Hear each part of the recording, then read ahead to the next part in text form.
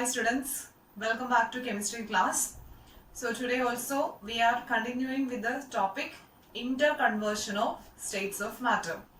So last class we discussed the effect of pressure on the change of state of matter, and before that we have seen the effect of temperature. Okay, and today we will move to a topic that is a new term for you, sublimation. So sublimation is the process of conversion of solid into gas. Okay, it is the process of conversion of solid into gas. So already we have studied how the change occurs for the state of matter. First we will convert solid into liquid, then liquid is further converted into gas. But the direct conversion of solid into gas is known as what? Sublimation. Okay, and the reverse also, how this gas is transformed to solid, that is also known as what? Sublimation. That means we can define sublimation, the process of conversion of, the process of direct conversion of solid into gas without entering to liquid state. So this reverse also can be defined, conversion of gas into solid without entering to liquid state. Okay, so that process is known as sublimation, direct conversion of solid to gas or gas to solid. We can find many examples for this sublimation. Okay, so that means the substance convert into gas directly. So the examples are, one is ammonium chloride. Okay, the chemical substance ammonium chloride, which exhibit sublimation. That means this substance will direct converted into gas. Suppose if we heat or something, then this substance will direct converted into gaseous state. Okay. At the same time, naphthalene. Next substance is known as naphthalene. So naphthalene, we know it is used to kill the insects and all. Okay, this naphthalene balls we are familiar. So this naphthalene ball, suppose if we keep in an open place for a long time, the naphthalene balls is keep in an open place for a long time, it will disappear. Okay, after some time when we look to the naphthalene balls, it gets disappeared. And why this disappears? Because of the transformation of solid to gas, and that could not be visible to us. Okay, and that's why this naphthalene balls also shows what? Sublimation. Another familiar substance, that is iodine. Okay, then the next substance is camphor. Camphor we know it is a common substance. So iodine and camphor, all these substance also shows the process of sublimation. So camphor also, if we will keep for an open place for some time, it gets disappeared. And why it disappeared?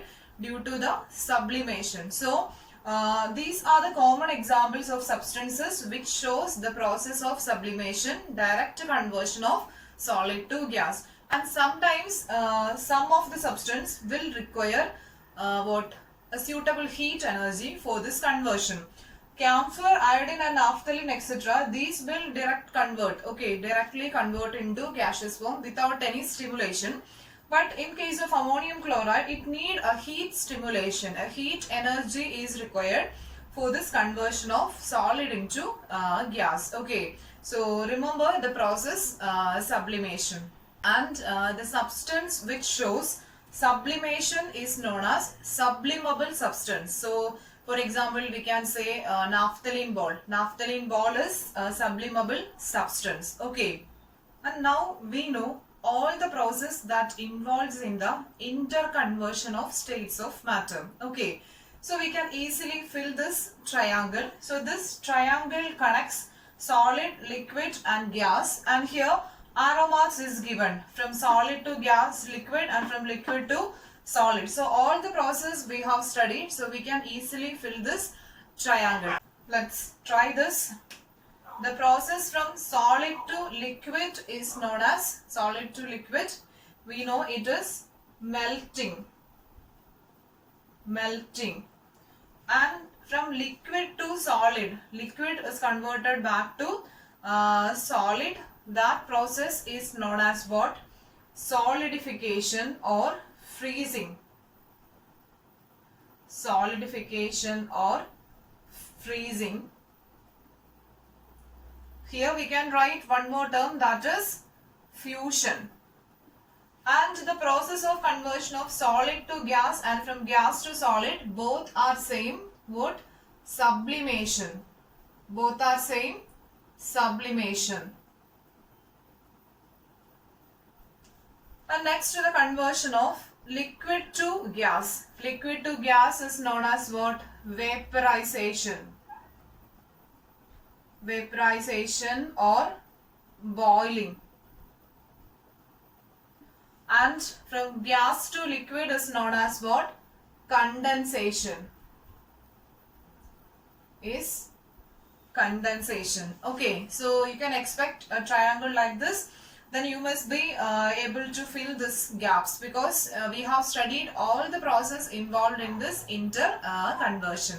So let's see the process sublimation in detail. That means in the laboratory, how can we carry out this sublimation? That is what we will study now. So this is actually the experimental setup for sublimation that we need in the laboratory. So here I just taken the sublimable substance ammonium chloride. Okay, ammonium chloride, the chemical substance which shows sublimation. So in order to prove solid directly converted to gas, we wanted to prove that. So that is why we are doing this experiment. And for that we need the certain things. That is, first one, a china dish, a white color bowl. That is a china dish. And in that china dish we have taken some amount of ammonium chloride. Ammonium chloride is taken in the china dish. And a funnel is needed. That china dish is covered with a funnel. Here you can see china dish is covered with a funnel. And the end of this funnel, this hole of this funnel is closed by using a cotton. Okay, because when we will heat, that fumes should not get escaped. For that purpose, it is blocked by using a cotton piece. And this is the normal stand that we used in laboratory, and it will be the burner. We need heat to convert this, so that's why we will use the burner. So here, when we will burn this china dish, ammonium chloride will start vaporize. Ammonium chloride will start vaporize. It do not move to the liquid state, it starts vaporize. It's a solid substance, but it will vaporize. And this, we will not allow these vapors to escape. Then what happen? That vapors will stuck over here. When it heated, the vapors are escaped like this, but this vapor cannot escapes out, so it will stuck here. And then what happened is that vapors will start condenses. And that will stick to the sides of this funnel. As fine solid particles. For the reverse conversion also, that is from the gas to solid, also it do not move to the liquid state. Directly it converted back to the solid state. So we can find on heating ammonium chloride in this way. That means if the funnel is closed in this way, we can find what conversion from solid to gas as well as from gas to solid. So when we will take out this funnel, we could find all the white particles maybe stick over the sides of this funnel. All white particles that will stick on the sides of this funnel, that indicate the fumes of ammonium chloride is crystallizes. Fumes of ammonium chloride is converted back to the solid state. Okay, so children, I think it's clear. Once again, just listen. Ammonium chloride we have taken in a china dish. It's a solid substance. When it is heated, it converted to gaseous state. That fumes will be visible in this transparent funnel. Okay, when we look from the outside, we can see that fumes inside here. And since this hole is closed, it cannot go out. Then it condenses back to solid state, convert back to solid state, and that will stick over the sides of this funnel. Okay. So students, this diagram is given in the NCERT textbook. So when you are copying the notes, that time you must draw this diagram also, this diagram of sublimation, and the same process, that is the sublimation, is there in our next chapter. There actually this technique is used for separation of two components. Okay, they will given one sublimable substance along with non-sublimable substance. Then easily we can separate that, because sublimable substance, what happen when it is on heating, it will escapes and other one will remain, and that we will study in the next chapter. So with this sublimation, this section is over, and next class onwards we will move to the next topic from the same chapter. Okay, so before that, let's discuss some important questions from this area. So the first question, note down the question. Gas exerts pressure on the walls of container. Okay, gas exerts pressure on the walls of container. Why? So we know gas, suppose if gas is stored in a vessel, gas is stored in a vessel, then what happen? Gas will exert. The question is, gas exert pressure on the walls of container. Because we know the speciality of gaseous molecule. Gaseous molecule means they will randomly move. There is no fixed arrangement for the gaseous molecule. They will randomly move. So if it kept in a gas, if it kept in a vessel, means what happened? It tries to move. Then as a result, it will collide on the walls of container. Each gaseous molecule will collide on the hit on the walls of this container. And as a result, it leads to a high pressure in this jar. And gas filled, the vessel in which gas filled exerts high pressure is because of the collision of this gaseous molecule. And why it collide? Because of the large intermolecular space, and we can say about high kinetic energy. The particles which moves with kinetic energy. Here it is free to move. Okay, here it is free to move. Therefore, it can move fastly and it will hit on this wall and come back. So like that, if it continuously doing, means this vessel that will exert what high pressure. So we can say gas can exert pressure on the walls of container. The reason is the random movement of gaseous particles and its high kinetic energy. And one more question, let's see. Gas fills completely in the vessel to which it is kept. The question, gas fills completely in the vessel in which it is kept.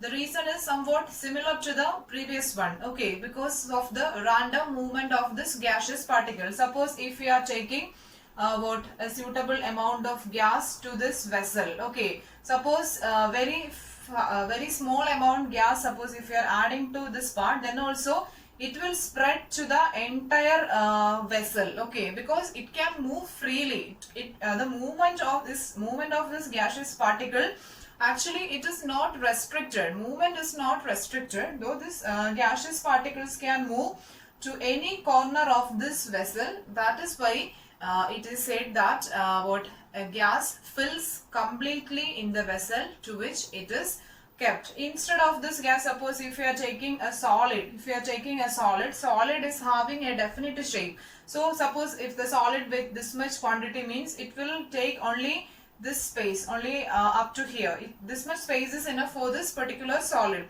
So liquid also like that, but gas is having the capacity to spread in that given environment fastly.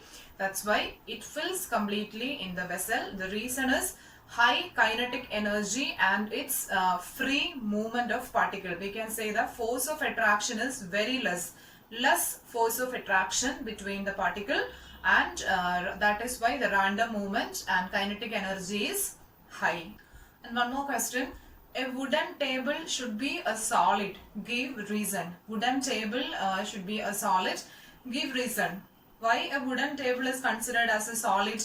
We have studied the properties of solid. Solid is having definite shape, definite boundary and definite shape. So wooden table shows definite boundary and definite shape. That is why it is considered as a solid substance. So not only the wooden table, any substance with definite boundary and shape is considered as what? Solid.